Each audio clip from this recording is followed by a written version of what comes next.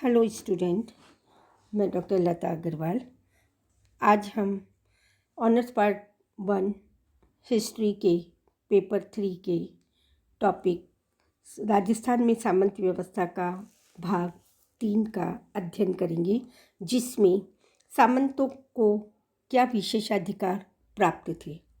सामंत राजा के समकक्ष होते थे, राज्य के संरक्षक और राजा के सलाहकार होते थे। वे जब भी आते थे, जब राजा उनको खास रुक्का, खास परवाना या अलग से आमंत्रित करता था या बुलावा देता था, तब वो आते थे और उन्हें शासक लौटते समय सिरों पाव मिठाई देकर के विदा करता था। ये खास रुक्का वाले जो प्रमुख सामंत होते थे, जिनको विशेषाधिकार प्राप्त था, वे नक्कारा, निशान, चंवर चवरी, सोने चांदी की छड़ी इत्यादि उन्हें प्राप्त होती थी और वो उनके सम्मान का प्रतीक थी। सामंत श्रेणियाँ पद और प्रतिष्ठा के अनुरूप विभक्त थे। मेवाड़ में उमराव अपने आप को राज्य की संपत्ति का हिस्सेदार मानते थे। प्रथम और द्वितीय श्रेणी के अधिकांश सामंतों को ताजीम प्रदान की जाती थी, अर्थात जैसे ही उमराव को शासक आमंत्रित करता तो वह अपने विशेषाधिकार के अनुरूप दरबार में उपस्थित होता था, तो महाराणा खड़े होकर के उनका स्वागत सम्मान करता था। उसे ताजीम कहते हैं। मेवाड़ के सभी उमराव प्रथम श्रेणी के सरदार को ताजीम का विशेषाधिकार प्राप्त होता था। वह राजा के समक्ष अपनी तलवार रखता और महाराणा की अचकन को छूता था। महाराणा इस अभिवादन को स्वीकार करते और सामंत के खंधे पर हाथ रखते थे। इस प्रक्रिया को बाहा पसाव नाम से जाना गया। महाराणा के दाहिने हाथ की ओर वो बैठते थे। बड़ी ओल तथा बाई हाथ की बैठक में कुंवरों की ओल कहलाती थी, जो राजकुमार वहाँ बैठते थे।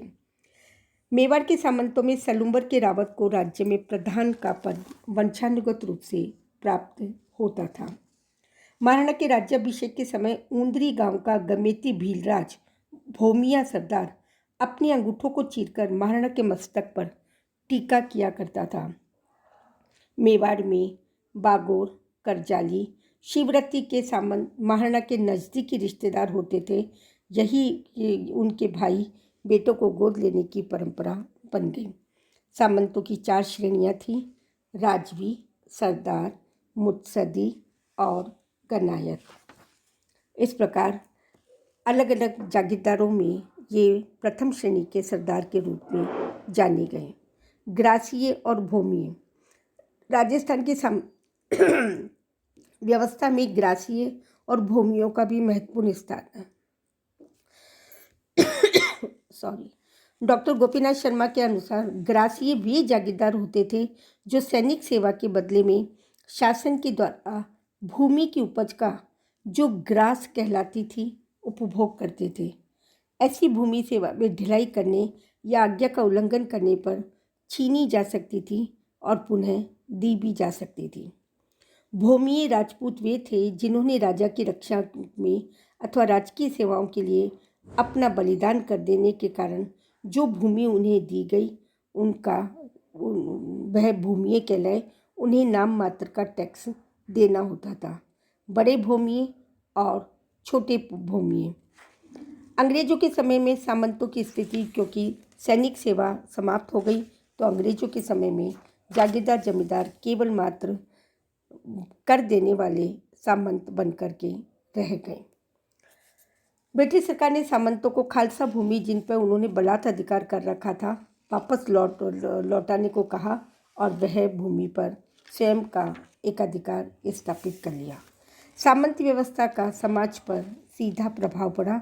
भूमि 2 प्रकार की होती थी: खालसा, जो राजा के संरक्षण में थी; जागीर, जो सामंतों के संरक्षण में थी। अपनी जागीर क्षेत्र के आंतरिक प्रशासन में वह सर्वोच्च होता था। कार्यकारिणी, प्रशासनिक, पुलिस, न्यायिक अधिकारियों का उपभोग करता था और अपने शासक को सैनिक सेवा प्रदान करता था। सामंतों की आय का मुख्य स्रोत भूमि कर था। भिन्न भिन्न ठिकानों में भूमि की दर भिन्न भिन्न होती थी और वसूली के लिए 3 प्रथाएं प्रचलित थी: लाटा, कूता, बिगोड़ी। भूमिगत जो अनाज या जिन्स के रूप में लिया जाता था उसे भोग कहा जाता था।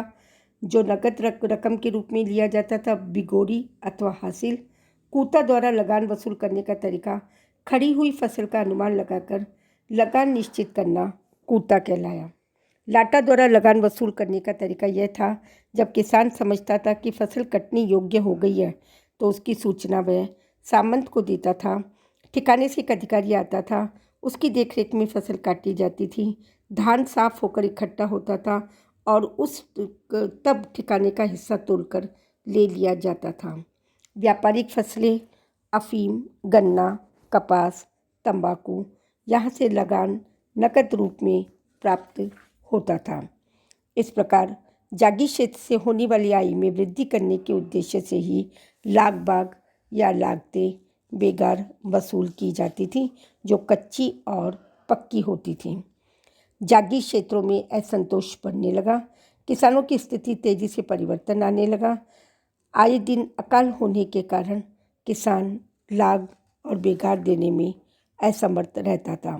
सामंतों का रवैया धीरे धीरे शोषणात्मक होने लगा, जिससे किसानों की स्थिति पतनोन्मुख हुई। और यही कारण है कि ब्रिटिश काल में किसान आंदोलन उग्र हुए और उन्होंने जागीरदारों, जमींदारों या सामंतों से मुक्त होने के लिए आंदोलन किए। सामाजिक वैमनस्यता बढ़ने लगी। इन आंदोलन के दौरान जागीरदारों ने अपनी नीति व व्यवहार से जनसाधारण में जागीरदारी प्रथा के विरुद्ध इतना अविश्वास और घृणा जागृत कर दी कि स्वतंत्रता के बाद जागीरदारी प्रथा का उन्मूलन अवश्यंभावी हो गया। धन्यवाद बच्चों।